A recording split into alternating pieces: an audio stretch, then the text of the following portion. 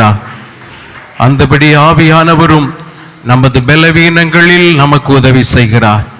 நாம் ஏற்றபடி வேண்டிக் கொள்ள வேண்டியது இன்னதென்று அறியாதிருக்கிறபடினாலே ஆவியானவர் வாக்கு கிடங்காத பெருமூச்சுகளோடு நமக்காக பிதாவின் வருது பார்சத்திலே அவர் பரிந்து பேசிக் கொண்டிருக்கிறார். ஹல்லேலூயா. ஒரு வேத வசனத்தை நாம் தியானித்து மறுபடியும் ஜெபிப்புமாக. 2 கொரிந்தியர் அப்போஸ்தலனாகிய பவுல் 2 கொரிந்தியருக்கு எழுதின நிருபம் 1வது அதிகாரம் 21, 22 ஆகிய வசனங்களை வாசிங்கள். உங்களோட கூட எங்களையும் கிறிஸ்துவுக்குள் ஸ்திரப்படுத்தி நம்மை அபிஷேகம் பண்ணினவர் தேவனே. அவர் நம்மை முத்திரித்து நம்முடைய இருதயங்களில் ஆவி என்னும் அச்சாரத்தையும் கொடுத்திருக்கிறார். எல்லாரும் ஒரு விசை இணைந்து படிப்போம். உங்களோட கூட எங்களையும் கிறிஸ்துவுக்குள் ஸ்திரப்படுத்தி நம்மை அபிஷேகம் பண்ணினவர் தேவனே. அவர் நம்மை முத்திரித்து நம்முடைய இருதயங்களில் ஆவி என்னும் அச்சாரத்தையும் கொடுத்திருக்கிறார். இந்த காலத்தை நாம் ஆவியானுடைய காலம் என்று அழைக்கிறோம். பழைய ஏற்பாட்டு காலத்தை பிதாவானுடைய காலம் என்றும், இயேசு வாழ்ந்த காலத்தை இயேசு கிறிஸ்துடைய காலம் என்றும், பரிசுத்த ஆவி ஊற்றப்பட்டு எருசலேமிலே முதல் நூற்றாண்டு சபை ஆரம்பித்ததிலிருந்து இயேசுவின் வருகை வரைக்கும் உள்ள காலத்தை ஆவியானுடைய காலம் என்று அழைக்கிறோம். இந்த காலத்தில் ஆவியானவர் தம்முடைய அபிஷேகத்தை தம்முடைய ஜனங்கள் மேல் அளவில்லாமல் ஊற்றுகிறார். ஹல்லேலூயா. இங்க பவுல் சொல்லுகிறார், உங்களோடு கூட எங்களையும் கிறிஸ்துவுக்குள் ஸ்திரப்படுத்தி நம்மை அபிஷேகம் பண்ணினவர் தேவனே. இந்த அபிஷேகம் கிறிஸ்துவுக்குள் உங்களையும் என்னையும் நம்மை அனைவரையும் ஸ்திரப்படுத்துகிறது. எல்லாரும் சொல்லுங்கள், ஸ்திரப்படுத்துகிறது. ஸ்திரப்படுத்துகிறது. சத்தமா சொல்லுங்க, ஸ்திரப்படுத்துகிறது. கிறிஸ்தவ வாழ்க்கையில ஸ்திரத்தன்மை மிக முக்கியமானது. உறுதி உள்ள தன்மை கர்த்தருடைய வார்த்தையிலே ஸ்திரப்படுத்துகிறது. தேவ சத்தியத்திலே நம்மை ஸ்திரப்பட செய்கிறது.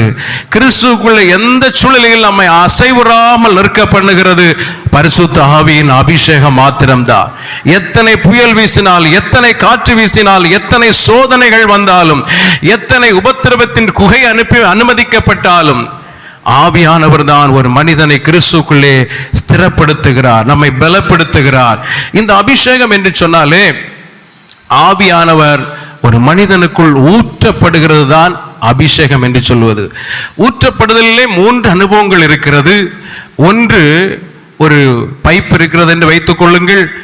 அதன் கீழே வைக்கப்படுகிற பாத்திரத்திலே கொஞ்ச அளவு ஊற்றப்படலாம், 1/4 பங்கு அல்லது அரை பங்கு 3/4 பகுதி ஊற்றப்படலாம். அது ஒரு போதுமான ஊற்றப்படுதல் அல்ல.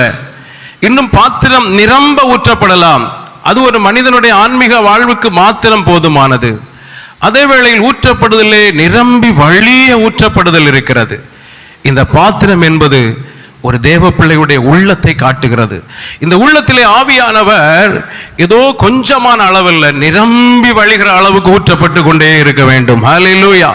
ஆகவே தான் சங்கீதக்காரன் எழுதுகிறான் 23ஆம் சங்கீதத்திலே 5வது வசனத்திலே, சத்துருக்கள் நடுவாக நீர் எனக்கு பந்தி ஆயத்தப்படுத்தி என் தலை எண்ணெயால் அபிஷேகம் பண்ணுகிறீர், என் பாத்திரம் நிரம்பி வழிகிறது. என் பாத்திரம் நிரம்புகிறது என்று சொல்லவில்லை, நிரம்பி வழிகிறது. என் பாத்திரம் நிரம்பி நிரம்பி வழிகிறது என்று நாம் பாடினோம். என் பாத்திரம் நிரம்பி நிரம்பி வழிகின்றது, வழிந்து ஓடுகின்றது.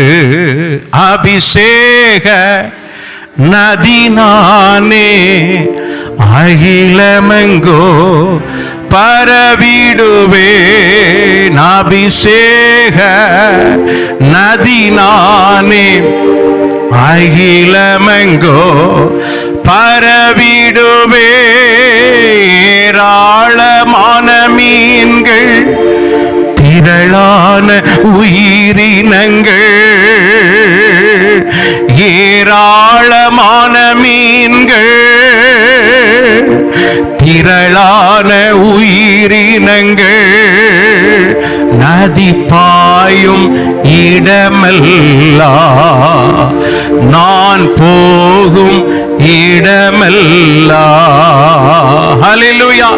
நதி பாய் இடம் எல்லாம் ஆவியானவர் இன்றைக்கு நாம் போகிற இடத்திலெல்லாம் அப்படியே சமூகத்தை அனுப்பி திரளான உயிரினங்கள், மீன்கள், ஆத்துமாக்களை காட்டுகிற இந்த ஆவியானவர் நமக்குள்ளே நிரம்பி வழிகிற ஊற்றாக பொங்கி வழியும் போது அநேகருக்கு பிரயோஜனப்படும்படி அவர் நம்மை மாற்றி விடுகிறார். ஹல்லேலூயா.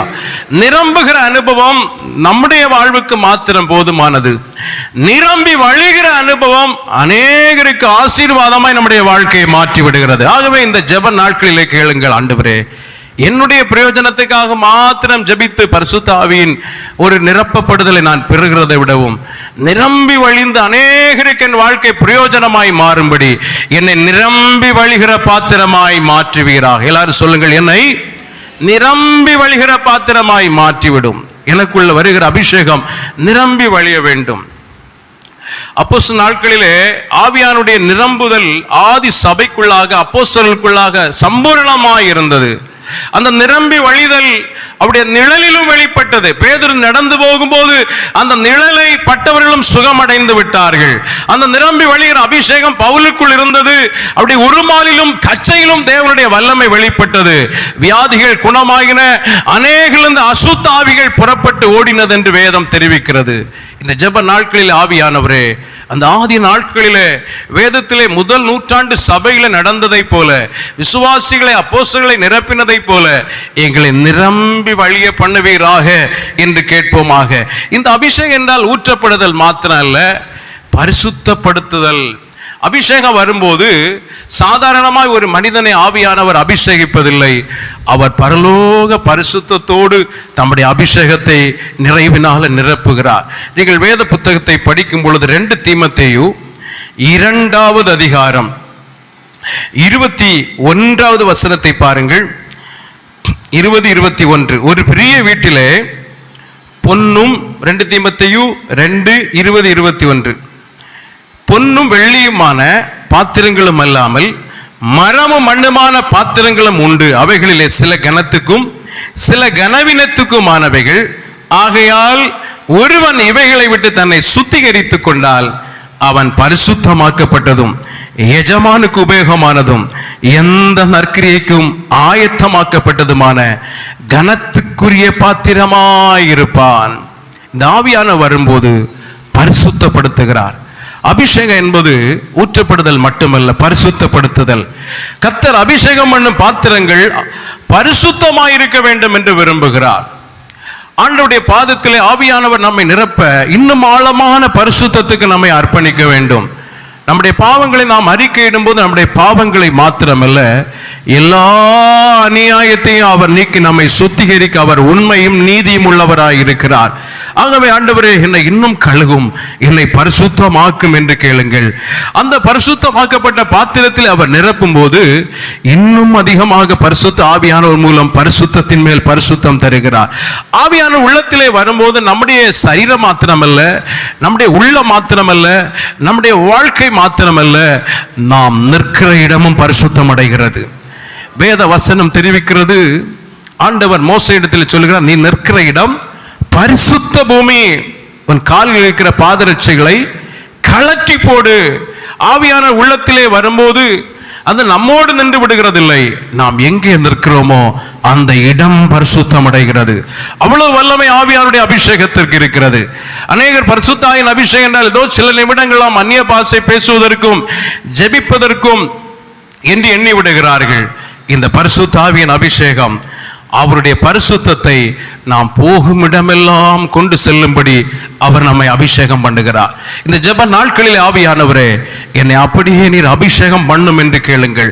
இந்த பரிசுத்தத்தை எப்படி நாம் பூரணப்படுத்த முடியும் என்றால், வேதம் தெரிவிக்கிறது, தேவ பயத்தினாலே மாத்திரம்தான் இந்த பரிசுத்தம் பூரணப்படும். 2 கொரிந்தியர் 7வது அதிகாரம் 1 வசனம் தெரிவிக்கிறது. வாசித்து பாருங்கள். 2 கொரிந்தியர் 7:1.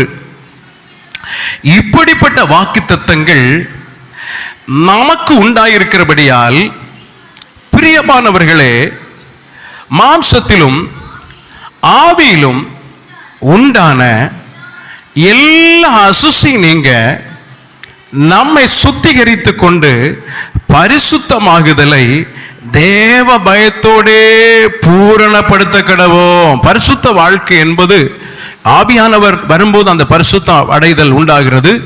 அதோடு கூட தேவ பயம். ஒரு மனிதனை எப்போது இன்னொருவர் கண்ணோக்கமாக இருந்து கவனிக்க முடியாது. நாம் அநேகரிடம் தனிமையில் இருக்கிறோம்.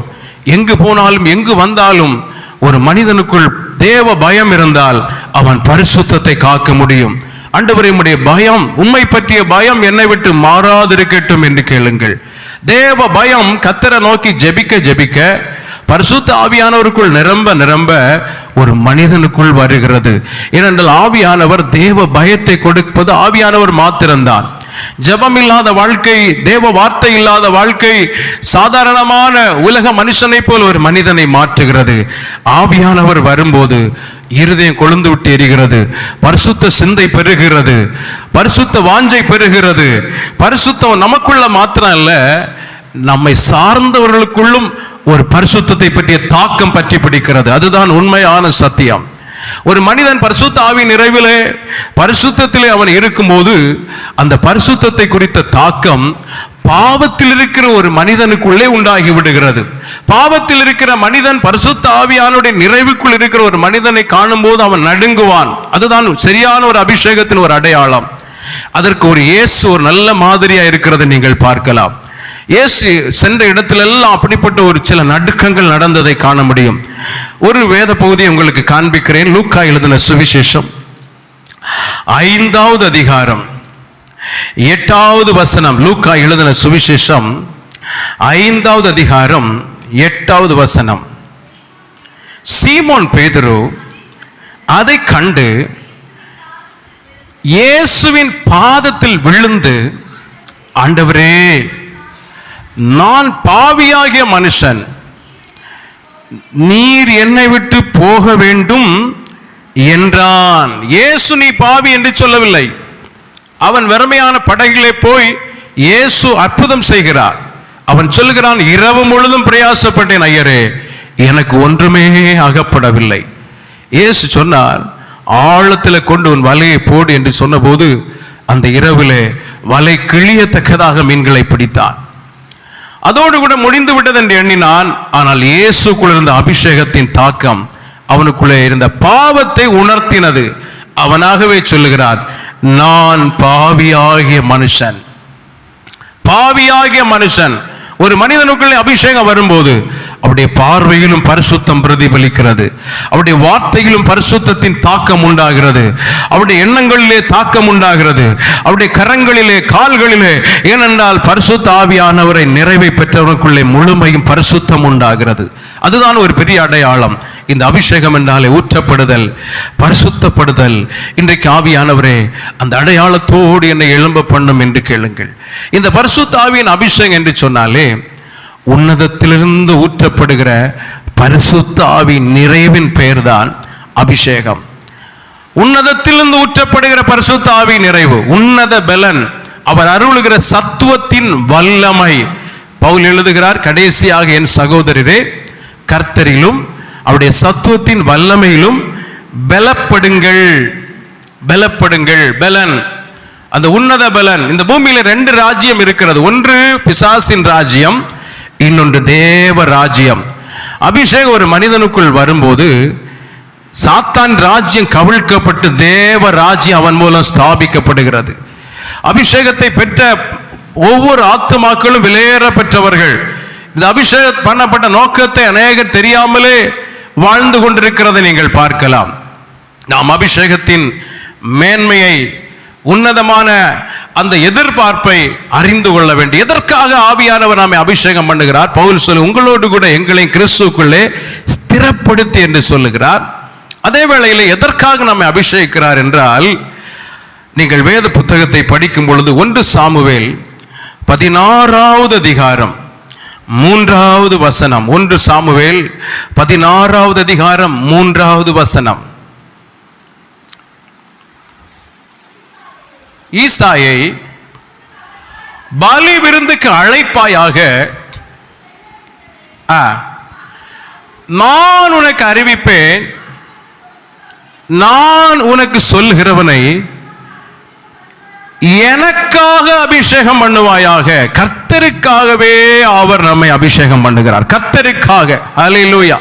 எனக்காக அபிஷேகம் பண்ணுவாயாக, என் நாம மகிமைக்காக அபிஷேகம் பண்ணுவாயாக, என்னுடைய சித்தத்தை செய்யும்படி அபிஷேகம் பண்ணுவாயாக, ஜாதி ஜனங்கள் நடுவில் கர்த்தருக்காக எழும்பி பிரகாசிக்கும்படியாக அவர் அபிஷேகம் பண்ணும்படி விரும்புகிறார்.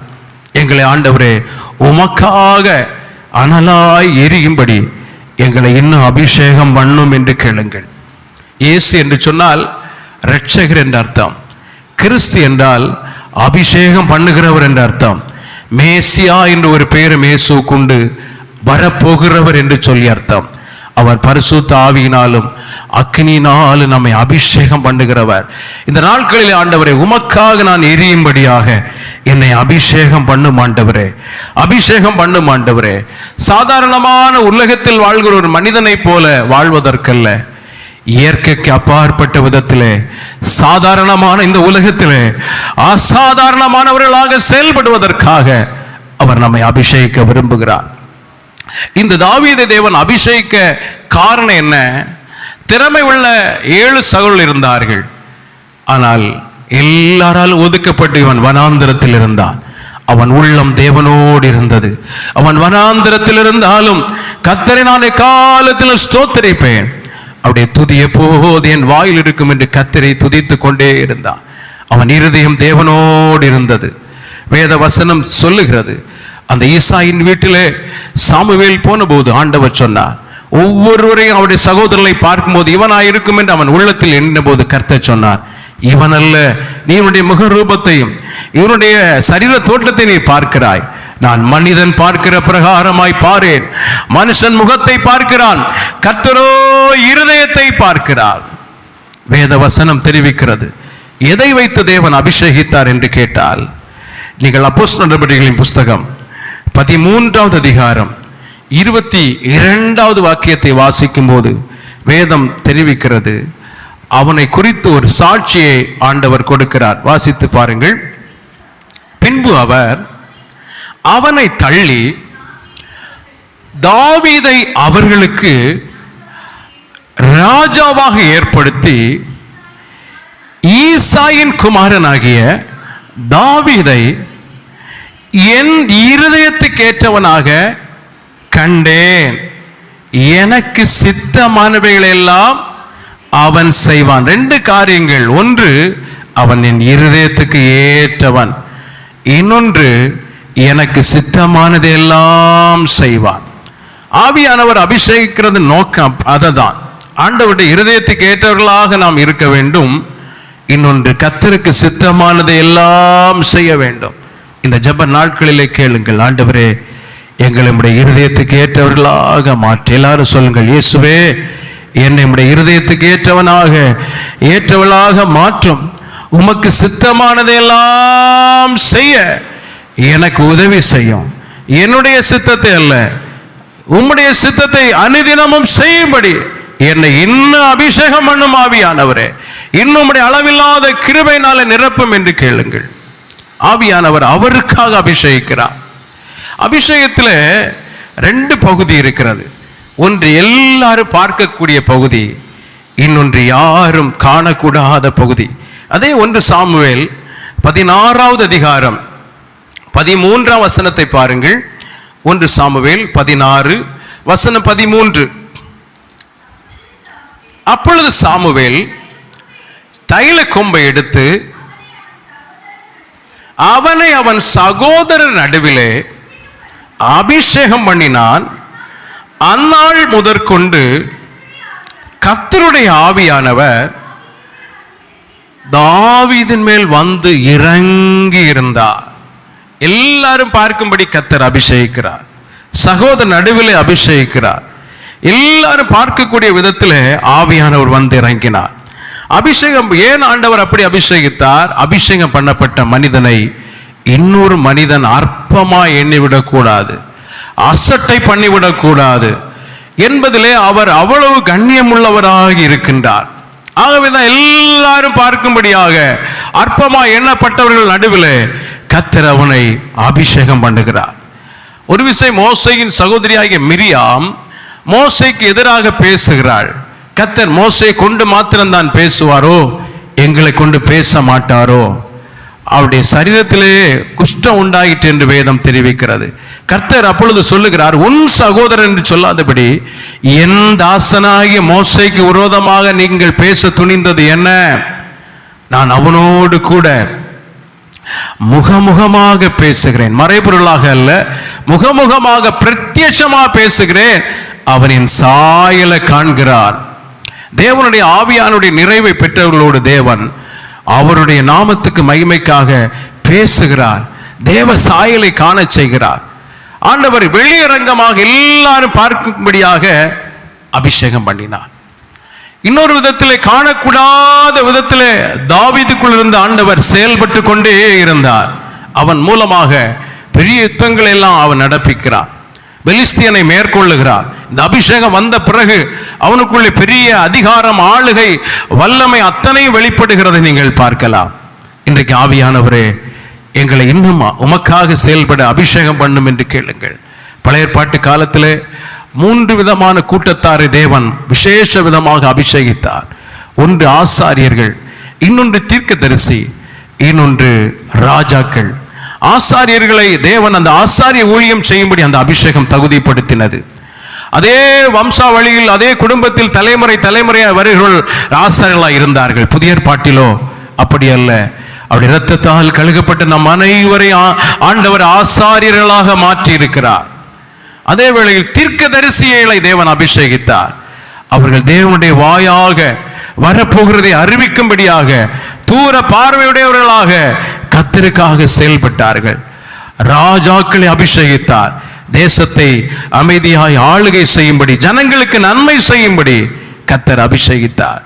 புதிய ஏற்பாட்டுக்கு வரும்போது 5 விதமான ஊழியர்களை, அப்போஸ்தலர்களை, தீர்க்கதரிசிகளை, ஆண்டவர் சுவிசேஷர்களை, போதகரை, மேய்ப்பரை, போதகரை அபிஷேகிக்கிறார்.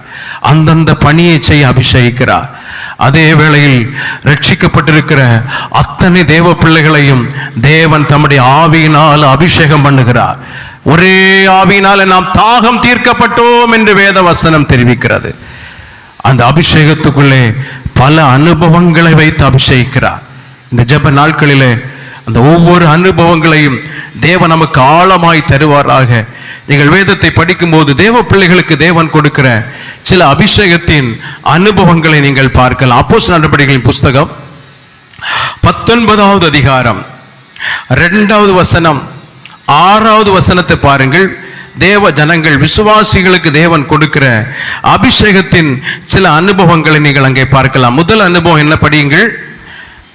நீங்கள் விசுவாசிகள் ஆனபோது பரிசுத்த ஆவியை பெற்றீர்களா என்று கேட்டால், அதற்கு அவர்கள் நாங்கள் கேள்விப்படவே இல்லை என்றார்கள். அப்பொழுது அவன் 6ஆம் வசனம், அல்லாமலும் பவுல் அவர்கள் மேல் கைகளை வைத்த போது பரிசுத்த ஆவி அவர்கள் மேல் வந்தார். அப்பொழுது அவர்கள் அந்நிய பாஷைகளை பேசி தீர்க்க தரிசனம் சொன்னார்கள். முதலாவது நாம் பெற்றுக்கொள்கிற அபிஷேகம் பரிசுத்த ஆவியின் அபிஷேகம். அது இறங்கின போது அவர்கள் எல்லாரும் அந்நிய பாஷைகளை பேசி தீர்க்க தரிசனம் சொன்னார்கள் என்று வேத வசனம் தெரிவிக்கிறது. 2வது நாம் பெற்றுக்கொள்ளுகிற தேவ ஜனங்கள் மேல ஊற்றப்படுகிற அபிஷேகம் அக்கினி அபிஷேகம். லூக்கா எழுதின சுவிசேஷம் 12வது அதிகாரம் 49ஆம் வசனம் தெரிவிக்கிறது, பூமியிலே அக்கினியை போட வந்தேன், அது இப்பொழுதே பற்றி எரிய வேண்டும் என்று விரும்புகிறேன். அப்போஸ்தலர் நடபடிகள் 2:3 தெரிவிக்கிறது, மேல் வீட்டறையிலே 120 பேர் கூடி இருந்த போது அல்லாமலும் அக்கினி மயமான நாவுகள் போல பிரிந்திருக்கத்தக்க நாவுகள் அவர்கள் ஒவ்வொருவருக்கும் உண்டாயிற்று. அவர்கள் எல்லாரும் தங்களுக்கு தந்திரப்பட்ட வரத்தின்படி வெவ்வேறு பாஷைகளை பேசினார்கள். இது ஒரு பூரண பரிசுத்தத்தை இந்த அக்கினி அபிஷேகம் கொண்டு வருகிறது. அக்கினி எப்படி வேண்டாததெல்லாம் சுட்டரிக்கிறதோ, குப்பை கூளங்களை எரித்து சாம்பலாக்கிறதோ, இதை போல ஆவியானவர் அக்கினியாய் இறங்கும் போது வேண்டாத அத்தனையும் கழுகி சுத்திகரிக்கிறார், பரிசுத்தப்படுத்துகிறார். அவர் சுத்திகரிப்பை கொண்டு வருகிறார். சாத்தானை எதிர்த்து நிற்பதற்கு, அவன் கிரியைகளை சுட்டரிப்பதற்கு, பாவ கிரியைகளை சுட்டரிப்பதற்கு இந்த அக்கினியினால் அவன் நிரப்புகிறார். நீங்கள் வேத புத்தகத்தை படிக்கும் பொழுது ஏசாயா தீர்க்கதரிசியின் புஸ்தகம் 4வது அதிகாரம் 3-4 வசனங்களை பாருங்கள். ஏசாயா 4 அதிகாரம் 3-4 வசனங்கள். அப்பொழுது ஆண்டவர் சீயோன் குமாரத்திகளின் அழுக்கை கழுவி நியாயத்தின் ஆவியினாலும் சுட்டரிப்பின் ஆவியினாலும் எருசலேமின் இரத்த பழிகளை அதன் நடுவிலிருந்து நீக்கிவிடும் போது சியோனில் மீதியாயிருந்து எருசலேமில் தரித்திருந்து ஜீவனுக்கென்று பேர் எழுதப்பட்டவன் எவனும் பரிசுத்தன் என்று சொல்லப்படுவான். அந்த பரிசுத்தத்துக்கு நேராக ஆவியானவர் அழைத்து செல்லுகிறார். இந்த அபிஷேகத்தை ஊற்றி கழுகுகிறார். இந்த அக்கினி சுத்திகரிப்பை கொண்டு வருகிறது. ஆண்டவரே, என்னை உம்முடைய பரிசுத்த ஆவியின் அக்கினி அபிஷேகத்தால் நிரப்பி வேண்டாத அத்தனையும் கழுகி சுத்திகரியும், உம்முடைய அக்கினியினால பரிசுத்தமாக்கும் என்று கேளுங்கள். 3வது தேவன் தருகிற அபிஷேகத்தின் இன்னொரு அனுபவம் ஆனந்த தைல அபிஷேகம். சங்கீதங்களின் புஸ்தகம் 45:7 சொல்லுகிறது, ஆனந்த தைலத்தினால அவர் அபிஷேகம் பண்ணுகிறார். இந்த அபிஷேகம் துக்கங்களை மாற்றி சந்தோஷத்தை கொண்டு வருகிறது, புலம்பலை மாற்றி ஆனந்த களிப்பை உண்டாக்குகிறது, தோல்வியை மாற்றி ஜெயத்தை கொண்டு வருகிறது, மாறாவை மதுரமாக மாற்றுகிறது. இந்த அபிஷேகம் மணவாட்டியின் வாசனையை, மணவாட்டியின் அலங்காரத்தை தேவ ஜனங்களுக்கு தந்து மணவாளனுக்கு உகந்தவர்களாக மாற்றி அமைக்கிறது. இந்த அபிஷேகத்தில் 2 காரியம் இணைந்திருக்கிறது. ஒன்று பேரின்ப நதி, இன்னொன்று புது எண்ணெய். வேத வசனம் தெரிவிக்கிறது, 36ஆம் சங்கீதம் 8ஆம் வசனம் தெரிவிக்கிறது, உமது ஆலயத்தில் உள்ள சம்பூரணத்தினால அவர்கள் திருப்தி அடைவார்கள், உம்முடைய பேரின்ப நதியினால் அவர்கள் தாகங்களை தீர்க்கிறேன். சங்கீதங்களின் புஸ்தகம் 92:10 சொல்லுகிறது, என் கொம்பை காண்டாமிருகத்தின் கொம்பை போல உயர்த்துவீர், புது எண்ணெயால் அபிஷேகம் பண்ணப்படுகிறேன். இன்றைக்கு அந்த ஆனந்த தைல அபிஷேகத்தை கர்த்தர் நமக்கு தருவாராக. இந்த உலக ஜனங்கள் இந்த உலகத்தில் இருக்கிற மாயான காரியத்தில் சந்தோஷம் தேடுகிறார்கள், இந்த மாயான பாவ சந்தோஷத்துக்கு நேராக போகிறார்கள். இந்த ஆனந்த தைல அபிஷேகம் உலகத்தின் வல்லமையை ஜெயித்து பரலோக தேவனோடு இன்னும் இணைத்து விடுகிறது. என்னை ஆனந்த தைலத்தால் அபிஷேகம் பண்ணும் என்று கேளுங்கள். தேவன் தருகிற அபிஷேகத்தின் 4வது அனுபவம் வல்லமையின் அபிஷேகம். இயேசு கிறிஸ்துவை குறித்து வேதம் தெரிவிக்கிறது. அப்போஸ்தலர் நடபடிகள் 10:38 சொல்லுகிறது, நசரேயனாகிய இயேசு கிறிஸ்துவை தேவன் பரிசுத்த ஆவியினாலும் வல்லமையினாலும் நிரப்பினார். தேவன் அவரோடு இருந்தபடியினாலே நன்மை செய்கிறவராக, பிசாசின் வல்லமையில் அகப்பட்ட யாவரை குணமாக்கிறவராய் சுற்றி திரிந்தார். இந்த வல்லமையின் அபிஷேகம் எதற்காக என்றால் நன்மை செய்யும்படியாக, பிசாசின் கிரியைகளை அழிக்கும்படியாக, இயேசுவின் நாமத்தில் அற்புதங்களை நடப்பிக்கும்படியாக, வியாதிகளை குணமாக்கும்படியாக, பிசாசுகளை துரத்தும்படியாக, மரித்தோரை உயிரோடு எழுப்பும்படியாக, கர்த்தரே ஜீவன் உள்ளவர் என்று சொல்லி இயேசுவின் நாமமே வல்லமை உள்ள நாமம் என்பதை விளங்க பண்ணுவதற்காக தேவன் இந்த வல்லமையினால் அபிஷேகிக்கிறார். 1000 பிரசங்கம் செய்யாததை ஒரு அற்புதம் செய்துவிடும், 1000 பிரசங்கம் செய்யாததை ஒரு அடையாளம் செய்துவிடும், அநேகம் ஆயிரமான பேரை இயேசுவண்டை ஒரு அற்புதம் கொண்டு வந்துவிடும். இன்றைக்கு எங்களை வல்லமையினால் அபிஷேகம் பண்ணும் என்று கேளுங்கள். எங்களை வல்லமையினால் நிரப்பும் ஆண்டவரே. கர்த்தர் தம்முடைய சபையின் மேலே, ஜனங்கள் மேலே ஊற்றுகிற அபிஷேகத்தின் 5வது அனுபவம் அன்பின் அபிஷேகம். ரோமர் 5:5 சொல்லுகிறது, மேலும் நமக்கு அருளப்பட்ட பரிசுத்த ஆவினாலே தேவ அன்பு நம் இருதயங்களில் ஊற்றப்பட்டிருக்கிறது, அந்த நம்பிக்கை நம்மை வெட்கப்படுத்தாது. இந்த அபிஷேகம் அன்பினால் நிரப்புகிறது. நம்மிடத்தில் அன்பு காட்டுகிறவர்களை அன்பு பாராட்டுவது எளிமையானது. ஆனால் எதிர்த்து வருகிறவர்களை, விரோதிக்கிறவர்களை, புண்படுத்துகிறவர்களை, அப்படிப்பட்டவர்களையும் நேசிக்கிற ஒரு அன்பை இந்த ஆவியானவர் தருகிறார். நிந்திக்கிறவர்களுக்காக, துன்பப்படுத்துகிறவர்களுக்காக ஜெபிக்கும்படியாக இந்த அன்பின் ஆவியானவர் ஏவி எழுப்புகிறார். ஆவியானவர் தருகிற 6வது அனுபவம் மன்றாட்டின் அபிஷேகம். இந்த அபிஷேகம் இறங்கும் போது சாதாரணமான ஜெபம் அல்ல, வல்லமையாய் ஜெபிக்கும்படி அவர் பலன் தருகிறார். சகரியா 12:10 சொல்லுகிறது, தாவீதின் குடும்பத்தின் மேலும் எருசலேமின் குடிகள் மேலும் கிருபையின் ஆவியையும் விண்ணப்பங்களின் ஆவியை ஊற்றுவேன். இன்றைக்கு அந்த மன்றாட்டின் அபிஷேகத்தை எங்கள் மேல ஊற்றும் என்று கேளுங்கள். ஒரு எரேமியா தீர்க்கதரிசி சொல்லுகிறார், என் கண்கள் கண்ணீரும் என் தலை தண்ணீர், என் கண்கள் கண்ணீர் ஊற்றுமானால் நலமாயிருக்கும். பரலோகத்திலிருந்து தேவன் நோக்கி பார்க்க மட்டும் என் கண் இடைவிடாமல் அவரை நோக்கி சொரிந்து கொண்டே இருக்கிறது. இன்றைக்கு அந்த மன்றாட்டின் ஆவி இன்றைக்கு நம்ம மேல ஊற்றப்படுமானால் நமக்குள்ளும் அப்படிப்பட்ட ஒரு ஜெப ஆழம், ஜெப அனல் உண்டாகும் அல்லவா? தகப்பனே, எங்களை மன்றாடுகிற கிருபையினால நிரப்புவீராக. இயேசுக்குள்ள இருந்த அந்த மன்றாட்டின் அபிஷேகம் அதிகாலையில இருட்டோடு எழுந்து வனாந்தரமான இடத்திலே போய் ஜெபிக்கும்படி அவரை ஏவி எழுப்பினது. இரவெல்லாம் ஜெபம் பண்ணினார், இரவெல்லாம் ஜெபம் பண்ணினார். அவர் மாம்சத்தில் இருந்த நாட்களில் பலத்த சத்தத்தோடும் கண்ணீரோடும் ஜெபம் பண்ணினார். அந்த மன்றாட்டின் அபிஷேகம் இன்றைக்கு அந்த மன்றாட்டின் அபிஷேகத்தை சபையின் மேல, ஜனங்கள் மேல கர்த்தர் இன்னும் அபரீதமாய் ஊற்ற விரும்புகிறார். ஆதி சபையார் அந்த மன்றாட்டின் அபிஷேகத்தினால நிறைந்து ஜெபம் பண்ணின போது அவர்கள் கூடியிருந்த இடம் அசைந்தது. அவர்கள் எல்லாரும் பரிசுத்த ஆவியினால் நிரப்பப்பட்டார்கள். தேவ வசனத்தை தைரியமாய் சொன்னார்கள். இன்றைக்கு அந்த மன்றாட்டின் அபிஷேகம் என் மேல இறங்கட்டும் என்று கேளுங்கள். உங்கள் ஜெப அனுபவத்துக்கு ஒரு பெரிய மாற்றம் நடைபெறும். என்னை மன்றாட்டின் அபிஷேகத்தால் நிரப்பும் ஆண்டவரே, நிரப்பும் ஆண்டவரே என்று நாம் கேட்க போகிறோம். அபிஷேகத்தின் 7வது ஒரு அனுபவம் இருக்கிறது. அது மகிமையின் அனுபவம். மகிமையின் அனுபவம். ஒரு வசனத்தை கூட படித்து நாம் ஜெபிக்க போகிறோம். 1 பேதுரு 4வது அதிகாரம் 14வது வசனம். 1 பேதுரு 4:14.